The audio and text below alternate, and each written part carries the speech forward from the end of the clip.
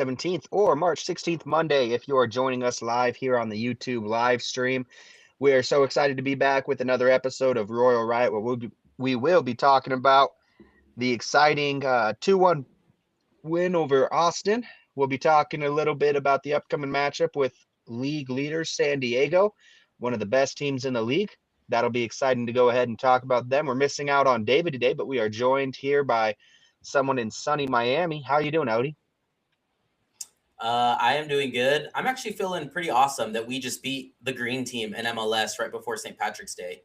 I think that's kind of like a little bit of manifestation there. So we'll talk a little bit about Oh, very nice. manifestation later in the podcast as well. But I'm doing good. Miami's doing great. Had terrible rainstorms yesterday and earlier today, but then everything cleared up and it was sunny again. So I'm enjoying life. Well, very nice. Happy for you to be enjoying life. And then we're joined here by Maddie. How you doing today? I demand my formal name and title from you, please. Shin Kicker 13. How are you doing? Lord Maddie of the No, Vale. the Lord Midvale Maddie of the Mistress or Vale. That's whatever. what I forgot. Yes. Yes, Lord Lord Maddie of the Vale. Doing Yes. well. Happy to have you here. Honored is the word you were groping for, but yes. We'll work on your court manners for next week. Court manners. Yeah, I'll be better next week. We're missing out on David. Unfortunately, he just hates us. He really got bullied last week, and he decided he couldn't do it again. Yeah, And so, Hayden, or not Hayden. Sorry, David lasted literally 1 week of intense bullying from all of us, and he had to take a uh-huh. break. So, David, come He back. Hayden, he got there's a reason yeah. Hayden is the way that he is. So you're just gonna have to deal with it, and you'll acclimate. I promise. He got the Hato treatment for 1 week and called it. He's like, I can't do that again. So that's what you get for dissing on the On draft. the You just super don't do draft. that. Yeah. The draft is holy to Maddie, and probably only Maddie, but that's just something that you don't mess with when you're with him. But let's get right into it. We're starting a little bit later tonight, so we're gonna just jump right into RSL takes on Austin FC Saturday night. RSL coming off a 2-game winning streak. They've beaten Seattle and Atlanta, most recently Atlanta on the road. Something that RSL, they've been looking pretty good, but we're just trying to see how this team stacks up as we get more into the season. It's still very early. This is only the fourth game of the season, and it's really tough to tell who's actually good right now, who's playing poor but has potential, and who's fraudsters. But right now, RSL is looking good to start the year. This is the first game of the season where RSL, they're getting healthy. It's getting kind of scary for other teams if RSL is able to keep on putting these performances together while having these players. It's going to be scary hours for other teams. So RSL starts out with the lineup. Of course, Wall of Cabral in the back. You've got Engel, Glad, and Quinton. Same back three as it took on Atlanta. Sanabria and Gozo, still same. Caliscan. And then you've got your only switch of the day, at least in the starting 11, with Griffin Dillon replacing Luca Moisa. And then you got Aiden Hezerkani, Salons, and Morgan Gilavugi still riding up top. So very fun lineup for RSL. The big news, though, you've got Diego Luna and Victor Olatunji available off the bench. Victor wearing the goggles, Diego Luna with the bleached hair, and we're ready to get going here. Diego, by the way, you haven't seen that new United States men's national team uniform. He is the face of USA. LD texted me as soon as it came out. There's no way he's not going to make the team when he's the face of marketing right now. And I mean, it would be hard to market a guy like that and then just not take him with you. Keeping in mind, USA takes on, I believe it's Belgium on the 28th of March. We'll have to see. That lineup should be coming out shortly. I would very much assume Diego Luna is on that team sheet heading to that match. But that's the last set of friendlies, or one of the last set of friendlies before they go to the World Cup. So it's coming up soon, and we'll really want to see Diego Luna start performing very well for the United States national team. Thankfully, we shouldn't lose him for a game because that game MLS has a week off as everyone prepares for the World Cup. So let's jump into this one. Austin is a team where they've spent a lot of money recently. They have Amuzuni in the top. They spent around 7 to 10 million, somewhere in that range, but I can't remember exactly what it was. About a season ago, he hasn't performed up to what they would expect from him for that kind of money. He hasn't been bad, just hasn't been what they've wanted.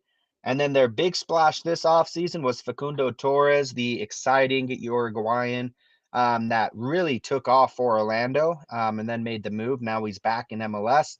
It was for a lot of money. I can't remember the exact amount that it was for, but it was probably one of the top 3 biggest transfers of MLS offseason this year, just in terms of money. And then Jaden Nelson, they've got on the left side, Rosales on the right side. Rosales came from Minnesota, Nelson from Vancouver, and then Bell is on the left back side from Seattle. So they've got a couple new faces. I said Jordan, but it's not Jordan. It's just Bell. I forgot his first name. It is John. That's kind of close.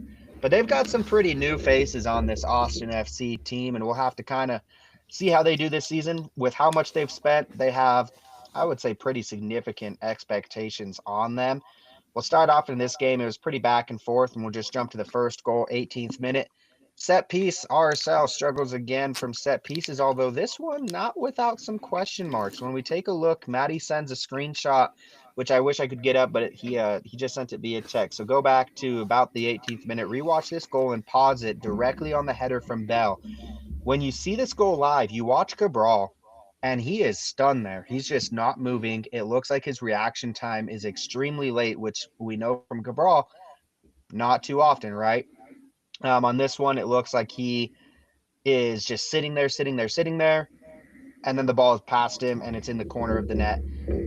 There is an Austin FC player that is in an offside position on this goal that looks like he should be in the way of Cabral's sightline. Of course, he doesn't actually go for the ball, but if he's in the way of Cabral, then that doesn't really matter. Maddie, Yes, he does. Well, it doesn't even matter. He 100% tries to flick the ball. He makes a move with his head towards the ball. I'm not saying he definitely hit it. His hair hit it. I don't know if his head hit it, but he definitely flicked his head towards the ball. So you're right. It doesn't matter whether he does or not because he's clearly impacting the goalie, but he did flick his head towards the ball. It's Brendan Hines Ike, by the way. And I just put the screenshots up on our Twitter feed for this episode so that people can look at them at home. Very nice. Yeah, when you look at that screenshot, it really does look like it's a clear and obvious offside. I don't know. I mean, they did take a while to look at it. LD, you and I were just watching from home. They took a while to look from it. We didn't really know what they were looking at, but they were definitely pausing. What did you think of this, LD? I didn't even realize that there was a possible offside until Maddie sent the screenshot. Yeah, I'm in the same boat. I noticed after the goal, they had paused play for a little bit as they were reviewing everything. I didn't know exactly what had been going on as Apple TV has been terrible at showing us the right reviews that we've needed from an audience perspective to know what's exactly going on as far as what's being reviewed and things like that.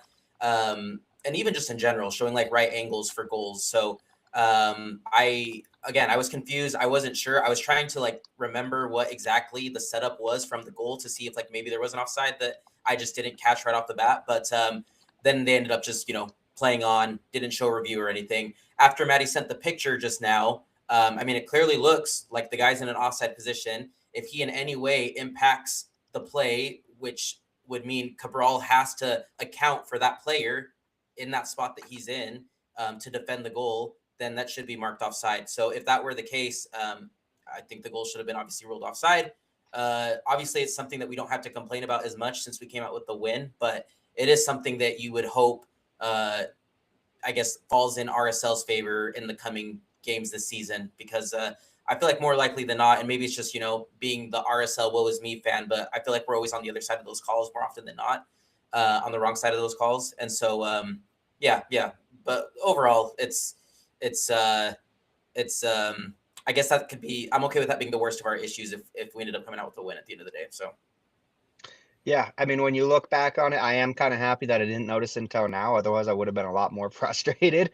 So I'm happy that I'm happy that Maddie. By the way, I'm gonna just tell this on air, and then I can edit it out if I want. I'll probably forget. We're getting a little bit of feedback from your mic, Maddie, so I'm muting you when you're not speaking. That way, it's not bad. So just make sure to unmute yourself. Sorry to our listeners on the last episode. By the way, we've had some technical difficulties.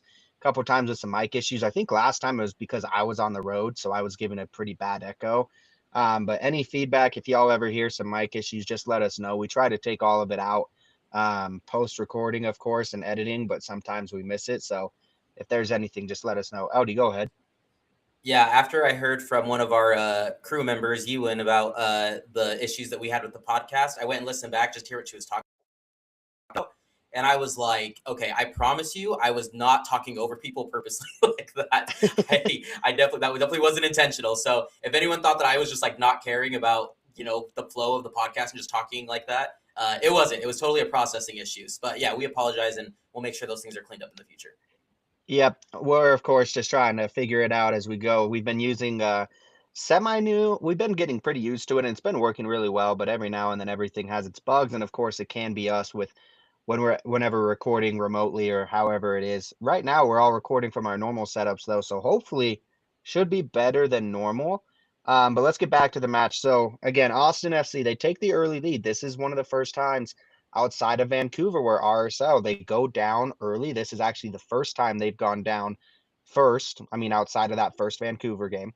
But they go down first, and it's okay. They're going down early because in Vancouver, we didn't go down until later in the match too. We really stuck with them for a long time, and we didn't. So I would really say this is the first time we've had that kind of struggle from early on. And it's okay, how do we bounce back from this? We're at home, a really good crowd on hand. I was actually looking at before the match started, and I was very impressed with how many butts were in seats before the match started. I thought that it was great attendance wise for this early season matchup. And then we get to later on in this game, it's the 24th minute. Caliscan streaming down the left hand side, and he just absolute thunder shots this one right across goal. And hey, when you put the ball in dangerous spots, things can happen. You can get lucky. RSO does get lucky, goes off of center back Alexander Svatok, Ukrainian center back. He puts it back into his own net, which is great because Stuver standing on his head. We weren't getting much past him tonight, so it had to take one of his own guys. Austin FC scores 2 goals in 6 minutes. Unfortunately for them, that makes it 1-1 apiece, and RSL right back in this thing. Really, really fortunate goal. But Caliscan, I mean, let's just take a moment to talk about him. He's been very, very consistent. We've had his other partner throughout the season where it's been, whether it's Luca or Griffin, and they've been playing great, but Caliscan has been very consistent. I thought he played fantastic this game. He was everywhere. And this was just one of his shining moments, but really, really quality play from him. And I think he's locked down that spot, especially with Emeka being out, it seems, for a longer amount of time. We really hope that he's back soon, but we haven't heard much on him coming back sooner rather than later. So it's assuming that he's going to be taking a little bit. And now it's just that other spot with him, which we'll talk about. Another possibility coming up in the second half, of course. Caliscan, though, terrific first half. Very impressed with him. Maddie or LD? We'll start with you, Maddie. What do you have from that first goal? Pablo talked about Noel for a solid minute in the post-match press conference just about this one play and Noel's soccer IQ. So one of the things that, and I was telling Noel this last night at the Monarchs match, and he didn't know. So I was telling him, then I start going deeper. Like last year, RSL seemed to get into the final third almost in automatic, but then when they got there, they didn't have any idea what to do. And that final third has been something that the coaching staff has been working on exhaustively with the team this year, last year too, but this year it's been an emphasis. So on that play, Noel wasn't told to go to the end line. He wasn't told, like, when the ball goes here, when the ball goes there, you need to do this. But the whole team has been told that when certain things happen, people have to do certain things. And Noel was the one who realized in the moment, now is when someone needs to get down there. And Sanabria gives him the entry ball. Noel runs onto it in the box, hammers that cross with his left foot. And I just want to say right here that I think Noel, for someone who's very even keeled when you speak to him, and for someone who plays with a very even keel, he's kind of like Luca Della Torre in that way. When he scores a goal or when someone scores around him, he makes the best faces. So for this one, when the ball went in, he was like over behind the goal doing this. And when I saw that, I just flashed back immediately to the Gozo overhead volley, not quite a bicycle, but most of the way against LA, when Noel was like on the sideline. I just absolutely love that kid. And I'm so grateful that Portland didn't realize what they had. Yeah, no, absolutely. That's a great point. I'm very excited that we have him here and really good player. I think that he's really earned his spot in this lineup. Last year, it was, four guys fighting for two spots. And if you told me that he was the one that was going to lock it down, I would have called you a liar, probably. I mean, I would have said, hey, not surprised he's fighting for it. But the guy that's here after, Mecca's hurt again, Ojeda being gone, Palacio being gone on loan, and it's just Kaliskin, and he's killing it. Absolutely thrilled about that. Very happy. LD, your thoughts on the goal? Yeah, I just thought about our conversation we had about the Austin goal and how we kind of felt like we got robbed a little bit, maybe, of that potentially being an offside. But I mean, if you think about it, these own goals are lucky goals that happen sometimes. So I like to think that this game really ended up being 1-0 with how those goals kind of X'd out each other. And so I'm happy for Noel for putting it in the position to where that became a goal. I agree with everything you guys are saying. I really do think he's locked down that midfield position. He has been really good for us ever since he's inserted himself into the squad, even going into last year. But there's a difference in maturity with him on this team this year. You can tell, like, he definitely has an aura to him. Like, I've been here before. I know what to do. I know he's a very, what's the word? Not a huge vocal guy, right? You see it in interviews and you see it in maybe the way that he, just he's very soft spoken. He's not the one yelling or not yelling is the right word because you're not really yelling in interviews, but he's just a soft-spoken kid. But when you see him on the field, he plays so much differently. He really just has just a sense of like he has a sense of belonging on that field. Like he knows he's meant to be there, which I like seeing him play with that confidence. And it's something you need in that position in the center midfield. So happy to see how he's been doing. And I think we're fortunate for us to get that own goal. But sometimes you have to make your own luck, and Noel was a good example of doing that, during that sequence. So that was good to see. Absolutely. Now, Maddie, you say you have an Emeka update. Go ahead. Oh, I can just tell you that the Emeka had knee discomfort going into the preseason matches where he had been training on turf here. And then when they went to Portugal, I guess it rained 10 or 12 straight days. They were on like really waterlogged grass. So he was having discomfort in his knee. They did an MRI. The MRI was clean, but he's still having this discomfort. He's been to a few different positions. He's been doing everything that is asked of him. He's been killing it in the weight room. But right now he's still having this issue with his knee that they can't lock down exactly what the problem is. And because of that, they don't want to risk his long-term health. If something's about to go seriously wrong, they need to figure out what it is so they can prevent it. So the last thing that Pablo said was it's probably going to be an after World Cup type thing by the time we see Emeka back out on the field wearing the claret and cobalt, because, just remember that in Pablo's philosophy, someone has to go through that preseason or that time, like in training. It's not like you come back and then the next week you're a starter. Pablo just never does that. Well, and here's the thing too.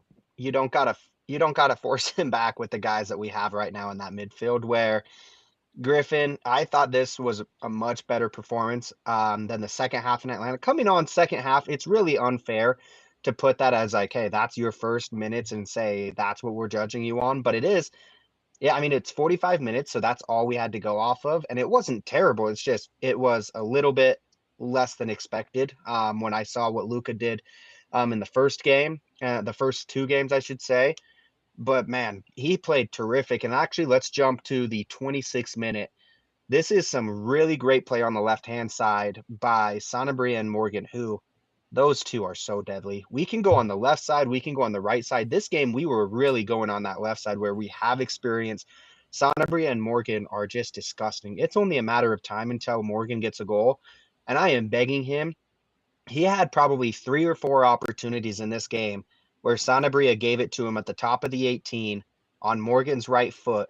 And I'm just like, let it rip. Just put a curler in there, just do something. And he's very unselfish with it. He doesn't take a bad shot. He just kind of moves it off because Griffin's right there almost every time. And it's a great shot, but I really want Morgan to take that in the future. At least just one of those. And if it's not something he's comfortable with, at least he's doing his best with other options. And in the 26-minute, it almost works. Stuver's just a terrible person, I guess. I mean, he's just a great goalie. I can't stand this guy. This is how others have to feel when they watch Cabral and Ramondo and everything. Seattle fans always talk about how much they hate RSL keepers because they always get killed by them. And it's the most frustrating thing to watch because it's a thing of beauty.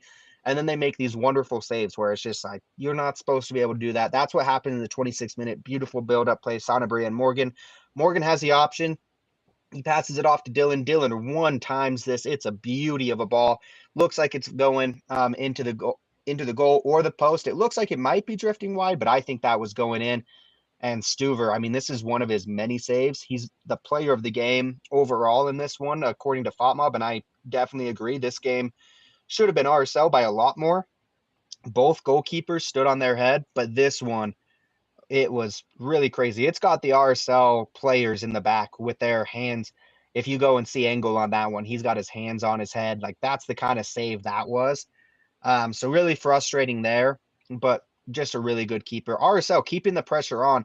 Sanabria, really, really good attacker. He's going forward a lot. This time, RSL has another good chance around the 30th minute. Aiden Herzakani, he was dangerous this game. He never got that full moment. He kept on getting shots deflected, but he was dangerous. He's around. Gozo, also very dangerous.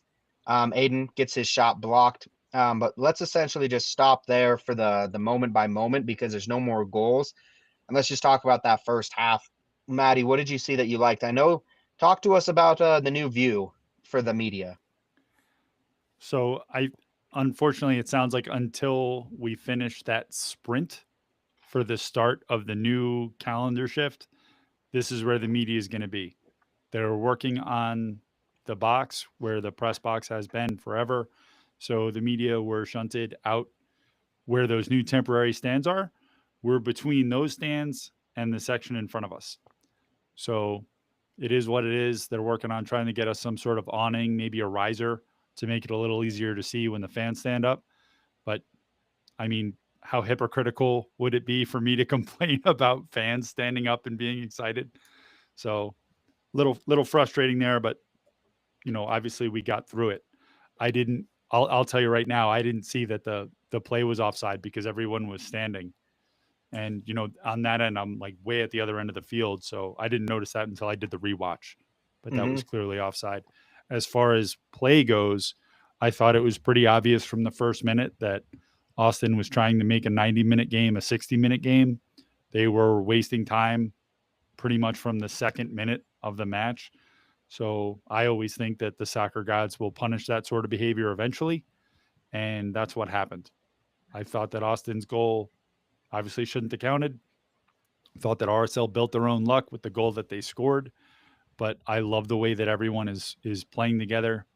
And I love what Pablo is doing. Pablo was so pumped after the goal.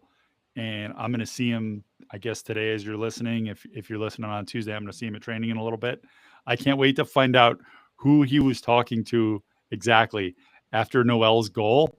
When the camera caught him looking towards Austin's bench like, yeah, bro. I can't wait to talk to him. Well, it didn't look like it was the fourth. Yeah. No. Yeah, because I had said to Hayden when we were watching it on the broadcast, I said, holy cow, like, who is Pablo talking smack to on Austin's bench right now? So then we asked you guys, if you had seen anything from your end, and you said it was the fourth. And I was like, no. That was not the fourth. The way he had his like eyes, like literally you could feel the rays from his eyeballs going through the chest of whoever it was that was pissing him off on Austin's bench. So I'm interested to see what he says about that. Maddie, I hope you can dig out as much as you can, because Pablo seems like a guy who would try to just push that to the side. But do your due diligence, because I bet you there could be some real fun details into that moment that happened. So I think Pablo will tell me. Pablo will tell you what's going on. He might not tell you the whole story, but he'll tell you enough of it. I got quite a great story from Mark Lowry yesterday. Holy birds.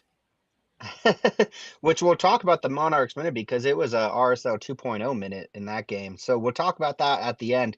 Now, going towards the end of this, I just want to give a quick shout out to our rookie, 23-year-old, fresh out of college, Salons, man, what a player. He has been fantastic. I've really enjoyed watching him. In the 47th minute, right before the half, he goes down. He has a 2v1 situation where he really has no reason to be able to get this ball and actually be able to put it into a dangerous area. When I'm watching this, I'm thinking, all right, he's just going to get the ball taken from him. It's whatever. Because he's got Bell on his right side, literally tracking him down. And then I think it's Heinzike going after the ball right in front of him. All of the RSL players completely covered up in the box, and there's only two right there. There are five Austin players and three RSL players, and one of them has two guys surrounding him. He somehow hangs onto this ball with them all draped over him. Another one comes over, and he's able to get it out to Hezekani, who puts it out to Gozo. Gozo, just an absolute beauty of a ball. Morgan should have had his first, and Stuver, again, just pissed me off. I was so mad after this one. He's such a good goalie when he plays us. It's frustrating. He was one of the MLS goalkeeper of the year candidates last year, and he's obviously standing on his head once again this year. He's a really, really solid goalie. There's nothing really bad you can say about him other than he just pisses you off because the way he plays, Maddie, you said they were trying to make this a 60-minute game. It starts with him. He takes so long and he has no shame in it. He got an early yellow card in this one in the second half. It didn't take long for the ref to be like, all right, that's finally enough. But I mean, you can't say enough about his fantastic saves. He absolutely robs Morgan. So RSL goes into the half 1-1. We come out of the half. I was hoping maybe, just maybe, that we'd get some substitutes, mainly in the way of Luna or Olatunji. But Pablo says, no, no, no, we're going to hold off just a little bit, which makes perfect sense. First time of the year for those two playing. So we hold off for a little bit. RSL gets to the 71st minute, and what do you know? Diego Luna, not Looney, and Victor Olatunji come on together. It's a great duo. And Maddie, just talk about the pop from the crowd, because what I noticed on the broadcast is every time Luna specifically got the ball, it started to get loud. And there is only one other player that I've seen that happen with in MLS this season, and it's an Argentinian. And I'm not going to say his name because I don't want to, I'm not trying to say I'm comparing those two players at all, because that's not comparable. What I'm saying is the crowd got excited like I've seen the crowd get excited for that other player. So talk about the pop when Diego Luna more specifically came on. I don't know that I've heard the stadium get that loud. Certainly not for a substitution. But when he and Olatunji came on, it was like everybody stood up, everybody was screaming. And at the end where we were, now RSL is attacking away from us. Nobody sat down for like a solid 5 or 6 minutes. Like they were just screaming, chanting. I heard people chanting Moon Boy. I heard people chanting Luna, Luna. Um, just very, very excited. In fact, I'm pretty sure I was having lunch today with somebody from the team, and they told me that the commentators were talking about Luna. Like every time he was on the ball, it was overwhelming their mics. So there was a rumor that they were going to be calling the match from Florida, but I can tell you that they were in America First Field. So it was overwhelming their mics. The crowd was so loud. Yeah, I mean, you could hear Diego Luna chants coming through the broadcast, and literally for the first 10 minutes that he was on, it was any time he touched the ball, just that excitement. LD, what were your thoughts on Diego Luna's performance in this one? I mean, I thought he looked just back from normal. He looked really good to me. Your thoughts on his short 20-minute performance? Yeah, well, first off, like the swag that he just brings to this squad when he's on the field is like unmatched. He is such a good representative for RSL when it comes to representing us as a club, and then to be able to also do what he does with the U.S. men's national team, and knowing that he, dons the RSL crest when he doesn't have the U.S. men's crest on his chest. So I want to just add in that factor to it. Yeah, man, he hopped right back in like he was, like he's been playing this entire season. I didn't have any doubt in my mind that he was going to be really lacking anything once he got on the field. And you could just see how comfortable he was on the ball. You could see, I mean, he knows this team inside and out. What Pablo wants him to do. He knows what he needs to do to get the team going forward to be goal threatening. And what I thought was really cool was to finally see him interact with a lot of these players that we wanted to see him with, right? So we got to see him with Morgan. We got to see him, with the various other players that are new. So I just I'm really happy to see that he's back on the field. I personally think that he's going to be what's the word? I'm just interested to see with him and Morgan combining and what they can do at the top of the 18, how that's going to affect him when it comes to goals and assists. Because right now, Morgan, like you said, right, he is very unselfish. He wants to set his team up or set his teammate up for that essential goal rather than taking it himself. Sometimes, and this is not even saying that Morgan shouldn't be doing this, because I think it's exactly what we need. Morgan is so composed on the ball, like so lax. And I was texting Hayden about this. Sometimes I feel like he's too lax on the top of the 18 when I'm like, dude, like rank that like knee back and like shoot the damn ball at the net. And he doesn't do that, right? He's just so like chill and lax. And it just like when we're in a hurry to try and score a goal, Morgan doesn't really like emanate that that's what he is feeling at that moment, that we need to hurry and score a goal. He's kind of just like, yeah, this is my thing. I play soccer. Watch me do something cool right now, which he does. But I think that's something that we need, right? We need that composure. I would just like him to be a little bit more selfish. But if he is going to be like that with maybe like a Diego Luna, a Victor Olatunji, some of these guys making these late runs into the box, I think it's definitely going to set Diego to be able to have a lot more opportunity for goals to be scored. So we'll see how that combination works out. But yeah, obviously having Deej back on the field was awesome. He's always going to be someone that, the whole crowd gets excited for. I agree. I thought it was so cool to see every time he touched the ball, to see the reaction. Obviously, I go to a lot of Inter Miami games, and like you said, it's the exact same thing when Messi's playing, right? The moment Messi touches the ball, doesn't even have, like Messi could literally, kick the ball out of bounds and everyone would cheer for him. That's just how it is. It's the effect that he has. And Diego had that same effect that night. Now, obviously, it's a little different, right? Like Messi is able to do that every single game. Diego, I think it was the sense of like we haven't seen him on the field yet, and so to see him back on the field after his injury was really cool. And so it was kind of that anticipation and excitement.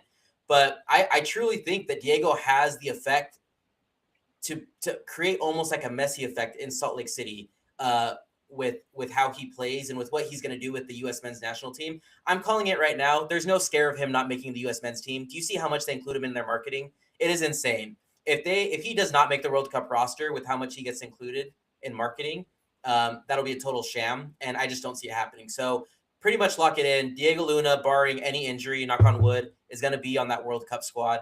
And I'm just so excited to see what RSL has to be able to set him up for a good run of game and run of form here as we lead up to the World Cup to eventually send him off to the U.S. men's national team. But yeah, he was clicking on the squad like nothing changed, like nothing was different. And it was good to see how much positive play he was providing for us at the 10 position again. And also, maybe reading too much into this whole jersey release thing, but what number was Diego wearing on the back? It wasn't Pulisic. It wasn't that 10, but it was 7. Who normally wears 7? Someone that he's fighting for a position with. So, I mean, maybe looking too much into a little jersey release, but I don't know. Diego Luna, his one big opportunity came in the 87th minute. Sanabria puts it across goal. It's just slightly too far for him. Luna has to kind of slide out to try to get it. He does put it on net. Heinz Eich is able to clear it from the goal. Funny enough, this was one of the things that actually had Stuver beat. The center back was protecting that near post very well, though. So no goal for Luna. He had an opportunity. If that ball was right in front of him, he's able to blast that across goal. Much more likely to score, just really not able to get very much on it. Does as much as he can with that. Now, talking about the 87th minute, we skipped over one very important substitute, 81st minute, Griffin Dillon, after a very good game from him, comes on for the first time, Stin Spearings. I'm hoping that I'm saying that somewhat close. Maddie, how do you say that first name? Stein. Not Stin, Nope. Stein. I thought, yeah. Stein, Spearings. Stein, like a beer stein. Well, that doesn't Stein. help. Do you Stein think can we get the nickname Frankenstein going? Frank, ooh, like that. Except he doesn't. He's like way too handsome to be called Frankenstein. Yeah, That would I be an agree. insult. I agree. See, See, LD set you up and you fell right into the classic trap. Frankenstein is not ugly. Frankenstein's monster is ugly. But It's Frankenstein's monster, but they call him Frankenstein. Have you heard the song, Hayden? the I just don't read connotation is books, poor. so I'm not going to call him Frankenstein. He is a very sweet man. and just very handsome. So I'm not calling him anything that talks about a monster. So very handsome man out there. So he comes in for the first time, debuts. He was available for the Atlanta game, comes in pretty late, and it was kind of a weird offseason move where he came in during preseason, but he didn't get that full preseason necessarily. So understood why he wasn't getting early minutes. I think he kind of showed in this why he's going to start getting much more minutes. At least I would hope. He was playing very, very well in a short amount of time, just winning back the ball. And he gets that goal in the 88th minute. Justin Glad, who absolute shout out to Justin. He had a fantastic game, I thought. Really, really played fantastic angle. I thought played really well. His left foot is a thing of beauty. He's able to swing that ball all the way across. Gave him a shout out I'm earlier in sorry. this game. I'm sorry, Hayden. I'm sorry. Was that the Justin Glad that you were possibly ready for the team to move on from, No, I Justin don't know. Glad? Or I don't I know. don't. I can't I remember. don't Jog my recall. memory. I I'm having plead a the hard fifth. time I plead the remembering. fifth. I Okay. remember Justin Glad slotting a ball forward for Spearings, who let this ball just roll and roll and roll, which it was kind of funny when you watch this goal back. Nobody presses him from Austin. And I'm kind of just like, all right, I guess we're just going to let this guy get pretty close to the 18. And he just winds up and takes a whack at it. First time into the net. Stuver can't do anything about it. And it is heartbreaking for Austin, but they did not deserve this win. When they've just sat back and parked the bus, their fans on Twitter were pissed because again, they were parking the bus from the very, first 10 minutes in this game. They would have been happy with the draw from the very beginning. And then when they got that goal, I was really worried because Austin's a team where they try to slow the game down. And then my buddy who I would say casually watches RSL. He watches them every now and then if NBA isn't on or something like that. And he texts me before this game. He's like, "Hey, is this going to be a good game?" And I was like, I don't know. Austin has the tendency to be able to slow teams down. They have a lot of really good players, but they play a boring style. I really don't like watching Austin play. They're one of my least favorite teams to watch. And in this one, it hurts them. Stein puts an absolute beauty to open his RSO account debut. Fantastic goal. RSL gets the much deserved win. Third win in a row. Austin really doesn't make RSL even sweat in the final 6 minutes plus added.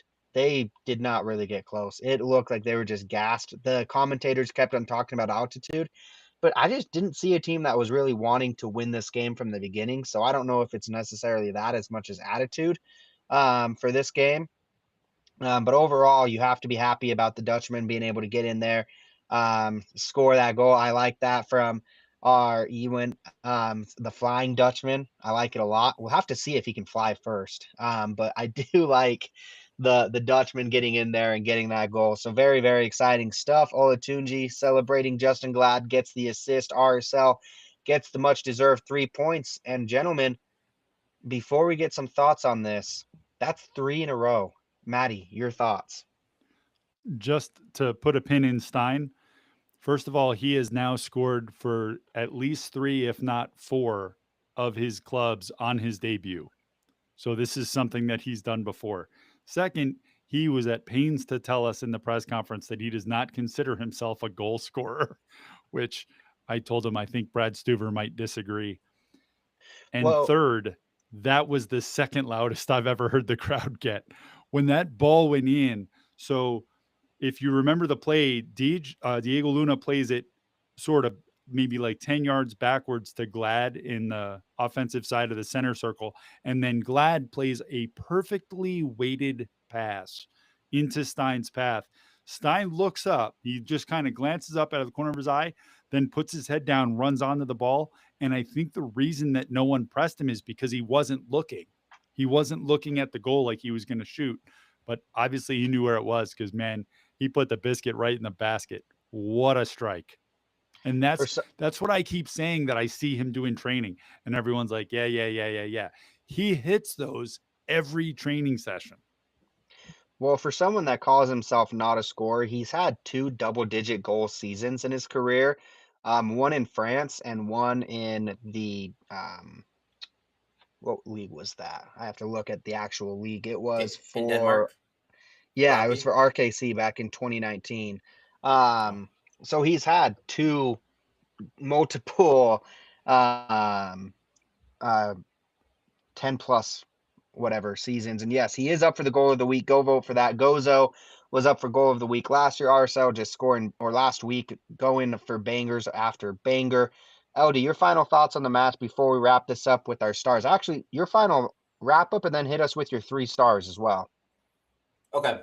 So on Stein's goal, I was happy Maddie took us through kind of how the stadium reacted to that, because from my couch, I literally almost rolled my ankle jumping from the cushion of my couch. I was so hyped. That was such a sick goal. What I loved in his interview, and it's so funny, I'm going to lay on what you guys said about him not being a goal scorer, because he absolutely is. He said in the post-game presser, I knew from the moment that the ball left my foot that it was going in. But then he also admitted that he did not look up to even see where he was going to take his shot.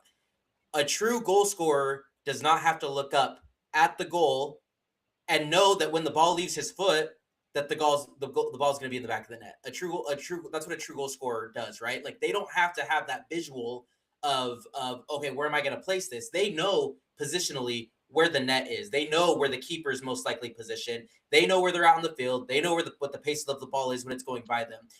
It's kind of funny that you guys mentioned about Austin fans being upset about you know, sense in essence of parking the bus, but as well how they defended that goal.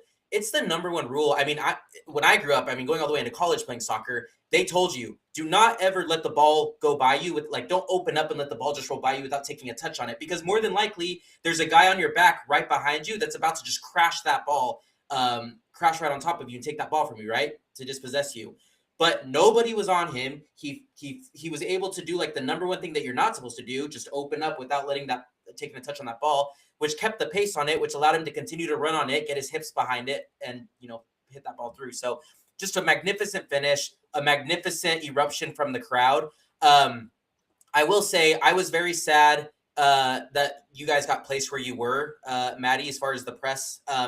But I had heard some things about, maybe that's where, possible, like, ownership was sitting or whatever now. But, like, regardless, if the owners were there watching the game, I'm happy that it was a game like that where we won at the very end, because they could see what, like, RSL means to this state, right? Like, I get it. The Millers have been here. The Millers have been with the Jazz. They did their stuff with the Bees. They know what sports can do for Utah, and I think that's a big reason why they took on this project, right, of buying RSL. But I don't think you really can understand what it does, just the effect that this team and this club has on the state, until you're in the riot at a game like that, where people are biting their nails, waiting on pins and needles to see if they can pull off the W, and they did. So I really hope, ownership, and a lot of ownership, whoever was there representing ownership, was there to witness it, because I think it shows the potential that this team has, that if you can put investment into this team, which they have, and it's showing right now, the results on the field, this can be the team that Utah comes out and supports. Don't get me wrong. University of Utah, BYU Athletics, the Utah Jazz, we get it. Like, they're king, obviously. But RSL has its stake in this state. It can have really good support, really good following, and you will be known as a successful ownership if you can really get this team going. And so I'm happy to see the investment that's been put into the club right now, and to see already that coming to fruition, about how well they're doing. And then just my thoughts on the game real quick. Sorry, I know I'm going a little bit long here, but one thing that I loved about this game was that it wasn't the prettiest game. It wasn't a game that you're going to want to go back and continue to watch highlight after highlight after highlight, right? Atlanta was a little bit more so that game. But we are showing that we can pull out W's in all sorts of types of way, right? The Vancouver game, we went down 1-0 late. And I think, if things could have went our way a little bit more, we could have potentially stolen at least a point out of that match. We ended up going back home beating Seattle. Like we said, we kept the lead in that. We got a good lead on them, and then we're able to sustain and hold that lead. Atlanta, we were able again to hold a lead. So like there are different ways that the games play out, and each game takes on its own skin. But we're showing different ways that we can win, and I think that's pretty impressive to do within like the first 5 games of the season, essentially, or 4 games that it is now. So to see already that sample size of the few games that we've had already, and seeing that we can eke out wins in all sorts of different ways, is a really cool testament to this team. And the different ways that they can come out on top. And so I think that's something really exciting, and it's something that gives you confidence going into playing contenders like San Diego, potentially even like LAFCs and things like that, knowing that you've played some good competition, some really good competition. We talked about how the beginning stretch of this season was going to be a very tough stretch for RSL, and we're showing up. And so I think that's something that's really cool to see, is that we can have confidence against whoever it is that we play, knowing that it can be ugly, it can be pretty, it can be dynamic, it can be basic, it can be slow, it can be fast, but we're going to have a chance to pull 3 points out of that match. So that was really cool to see in this game. Glad we could pull off the comeback, and it was an exciting night at the Riot, I'm sure. Yep, your 3 stars, Odie. Oh, yeah, sorry. Stein's going to get 1. Cabral's going to get 1. And you know what? I'm going to give a star to my boy Diego Luna, just for the energy that he brought to that stadium, just his presence coming onto the field, and then obviously his impact on the game as well. So I'll go ahead and give my star to Deej. Love it. I love your talk about the ownership. One thing that I'll note, we talk about how there's a lot of other teams in the state. Another owner who decided to sell his portion of RSL had his team, who you could argue that he decided to swap teams, per se. People weren't too happy about the Mammoths result. That was a home game going on at the exact same time as the RSL game. They started at the same time. RSL game was a lot more fun than the Mammoth game. Both games sold out. There is room for more in this state. The fans will just come to support good teams. They'll come and support bad teams. We see it with the Jazz. They're still getting support. But they're going to come out and support good winning teams. We just want to see winning ball. And the ownership, it's our plead. We've been pleading.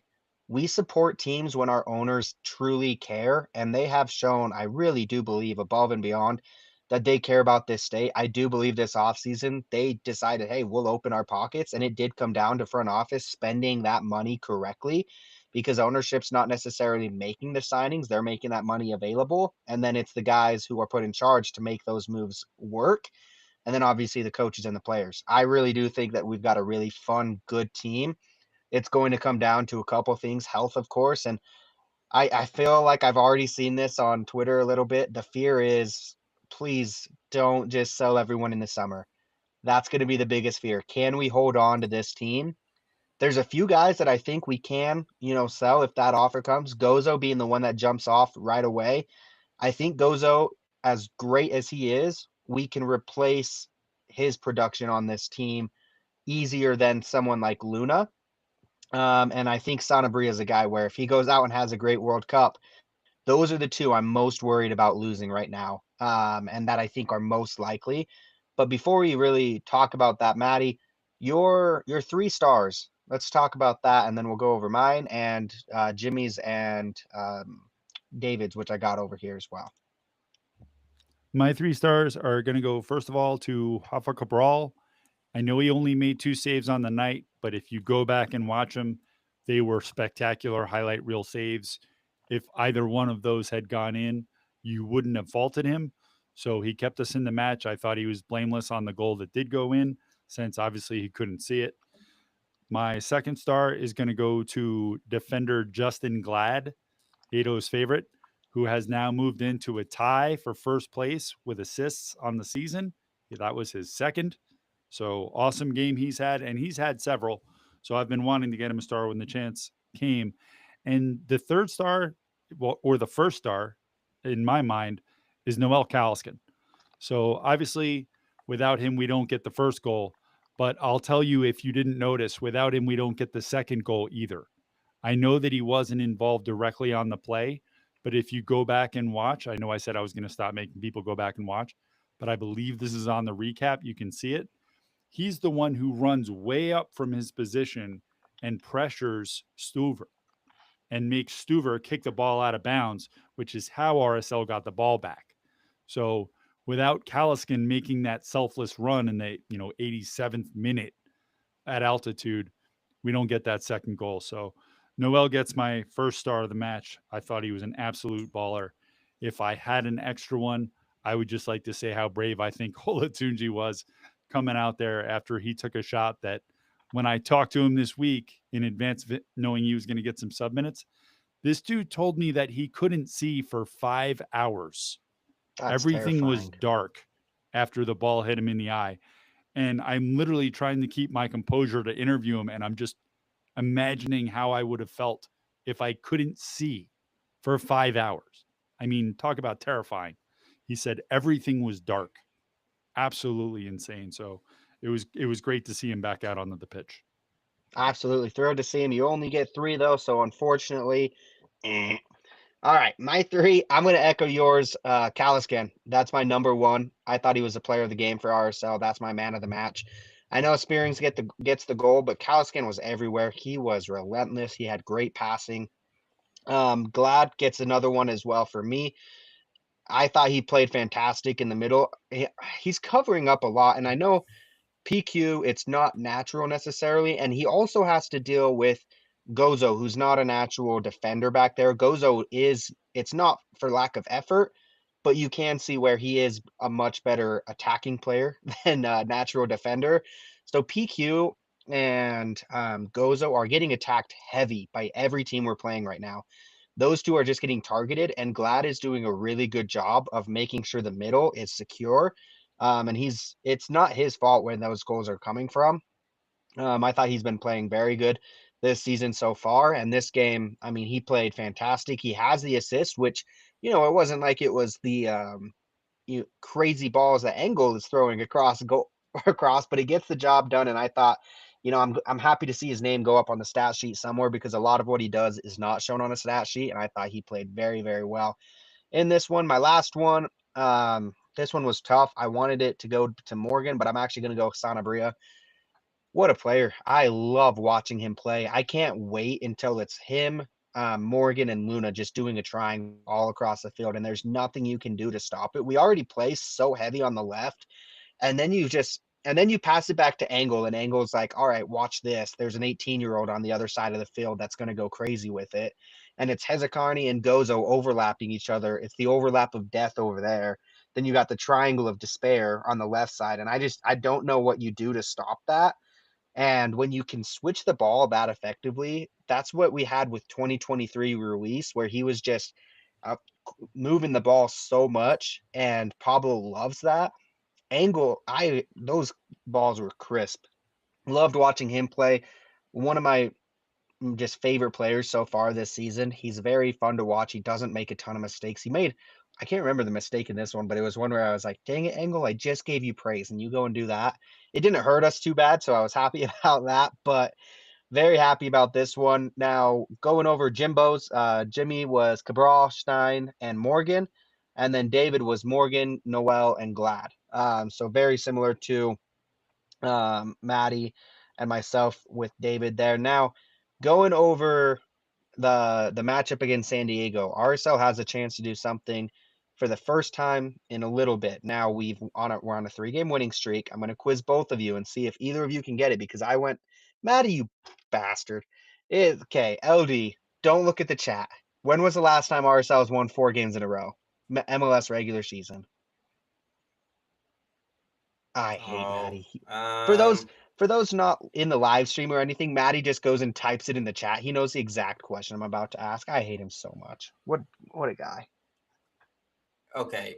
Can we pre-pandemic or post-pandemic? Pre. Okay, that's what I was gonna say. I'm gonna say, let's see. I don't think it's happened. If it helps, we've only gone winning 3 regular season games in a row, Yeah. 3 times Right. prior to this. It must have been. Or It in must have between, been I that should say. 20. It must have been that 2013 year. Yeah, it's 2013. That's great being Yeah. able to go back there. Maddie just put it right into the chat. I was like, Maddie, I thought I was going to come on this one and be like, oh, it's been so long. And I was like, no, watch this. Freaking jerk. Anyways, RSL has a chance to do something for the first time in a long time. They had a chance last season in the summer. They went on a 3-game winning streak as well. Now we've gone on multiple unbeaten. Lord Maddie, yes, I know. We've gone on multiple unbeaten streaks, but we haven't got that winning streak yet. So we're gonna have a pretty good chance. San Diego, obviously one of the better teams in the league. Maddie and I, we both talked about in the off season how we did think that they could have had that second season letdown. They're showing no signs of it. They're saying, screw everyone. We're going to go crazy again. It's a very, very fun team to watch. They score a lot of goals. They defensively, they do leak, which is great for us. However, they're on the road this week and they just rotated everyone against Dallas. They had a 3-3 matchup against FC Dallas where Peter Musa had an absolute terrific game. He got a hat trick against San Diego. Again, this was a very rotated team in this one. They did have one of their best players, Marcus Ingvartsen. I think I got that kind of close. Very good player. He had a brace in this one. One of them was a penalty, or excuse me, he only had one. Valakari had his brace.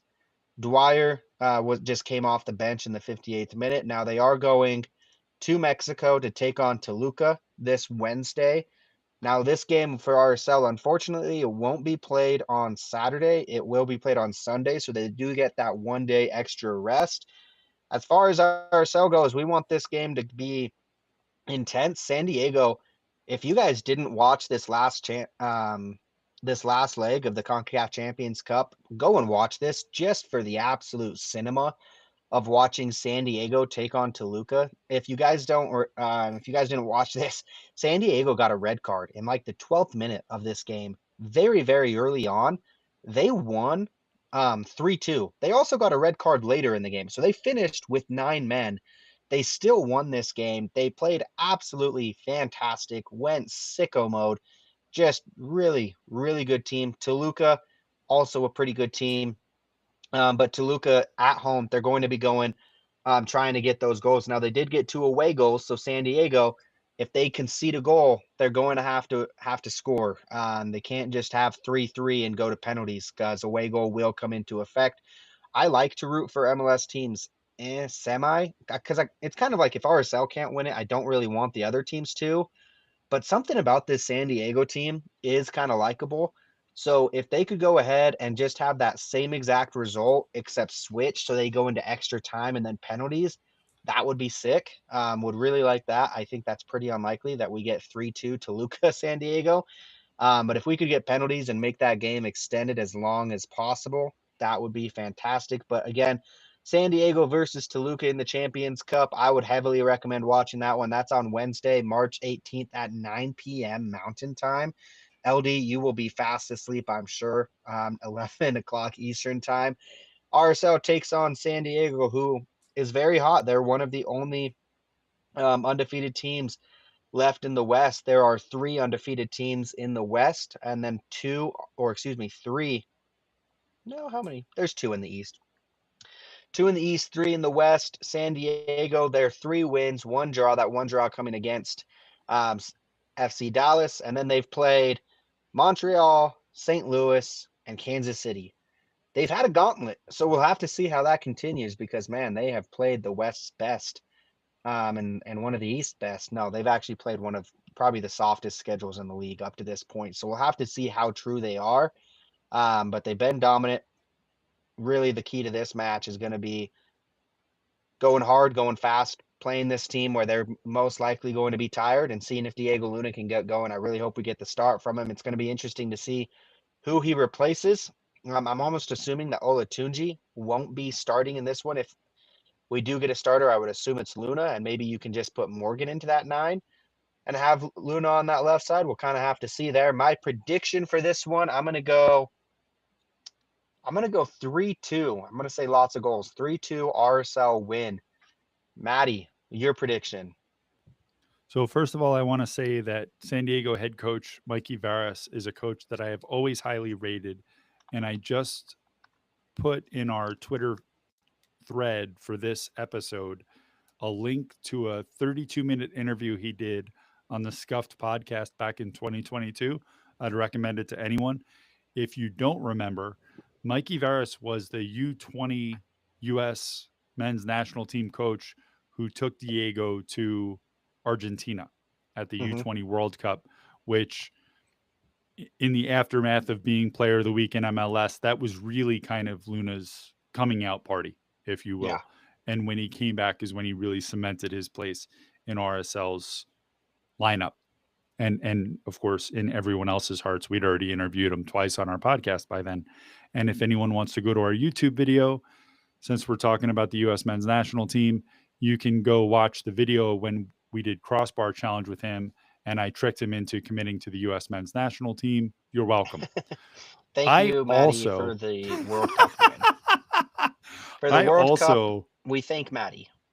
yes. Well, I'm only going to take credit for Luna committing to the U.S. national team, which he wasn't going to do, but he missed the crossbar, so fair's fair. I also wrote down 3-2 for this match. I kind of all day have been thinking more like 2-2. I feel like we're ripe for a draw, but I'm not going to be the one who puts in the bad luck and mooches our chance to get 4 straight for the first time since 2013. So I'm saying 3-2 RSL. Keep that winning streak going. Alrighty, Audi, what is your prediction for this one? Oh, what are the standings again?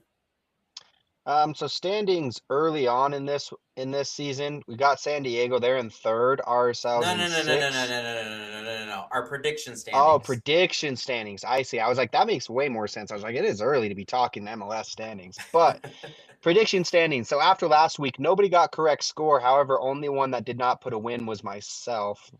I had it Suck right it. until Stein came on and screwed it. So I did have 1-1 draw. I was like, I got Does this that mean? Austin team Does wait, down. wait? Am I interpreting it right? Does that mean you were wrong? I was wrong. I was wrong. All right. Okay. So I just want to make LD, sure. I just want to make Maddie, sure. yeah, LD, Maddie, and David all tied in the lead with 5 points. Jimbo really wants a tattoo on his butt with 2 points, and I have 4 points. So still anyone's game. Jimbo does kind of need a miracle to get himself back in this. But LD, that's what the results are looking like. We got Okay. Maddie going 3-2 win. You know what? I would love to say that we're going to go and win this game. I mean, they are playing on the road midweek. Not midweek. You know what? Sunday. No, but they're playing on the road Oh, against right. Toluca, correct? Sorry. Okay. Yep. Thank you, Maddie, for interpreting what I was putting out there. You know what? And Diego and Victor, are we expecting them to start? I Hello? think Diego will. Okay. That's just a guess. You know but I what? think Diego will. I am going to go out on a limb and say that this is our first shutout. Wow. 2-0 RSL. Let's go. 2-0. Shutting out the team that leads the league in scoring. All right, buddy. We'll see how that goes. Just kidding. Vancouver leads the league in scoring, but they have 11 goals on the season. They've been really disgusting with the attack. They are in second place in scoring. They've only given up 3. RSL has 7 goals and 5 against. Yeah, if we got a shutout against this team, I would be very happy. Jimbo going 1-0 win. David is going 2-1 loss. David trying to just catch up on some points here while everyone else is going win. He's trying to catch on the downfall of RSL. Absolutely shameful behavior. But we're going to wrap this one up with one quick little moment from the Monarchs. Maddie, just give us our recap on Monarchs against the LAFC too. They played yesterday, Sunday, at America First Field. It was very chippy, stop-start, lots of fouls, lots of, honestly, what I would consider borderline dirty play at best.